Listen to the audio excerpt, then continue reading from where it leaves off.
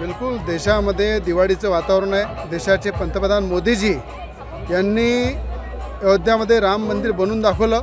श्री राम भगवंताचं विराजमान त्या ठिकाणी झालं।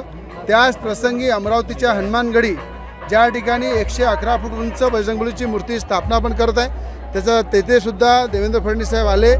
11 लाख लड्डू याचं उद्घाटन करून घराघरामध्ये लड्डू आणि अयोध्याचं तीर्थ आणि माती हे सुद्धा घराघरामध्ये आपण देत आहे। त्यांना धनुष्यबाण जे आम्ही दिलं अमरावतीवासियांनी, की ज्या ठिकाणी हनुमानगडीमध्ये अमरावतीमध्ये येऊन हनुमान चालिसाचं पठण केलं, हनुमानजीच्या मूर्तीचा 1 रुपया त्यांनी अर्पित केला, त्याच ठिकाणी आज धनुष्यबाण त्यांना देऊन त्यांचा कारसेवक म्हणून आपण सन्मान केलेला आहे। एक कारसेवक होते ते, त्यांनी लाठी काठी खाऊन अयोध्यापर्यंत पोहोचले आणि त्यांनी त्याबद्दल त्यांचा सन्मान केला, सत्कार केला आणि धनुष्यबाण दिला।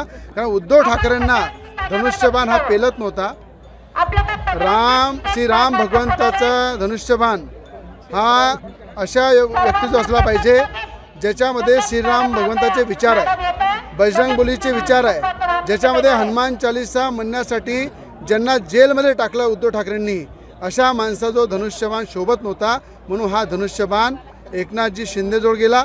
आज आम्ही या ठिकाणी देवेंद्र फडणवीसांना हा धनुष्यबाण देऊन त्यांचा सन्मान केला एक कारसेवक म्हणून। मला असं वाटते जो श्री राम का नहीं, हनुमान का नहीं, वो किसी काम का नहीं, हे उद्धव ठाकरेच्या रूपामध्ये तुम्ही पाहिलेलं आहे।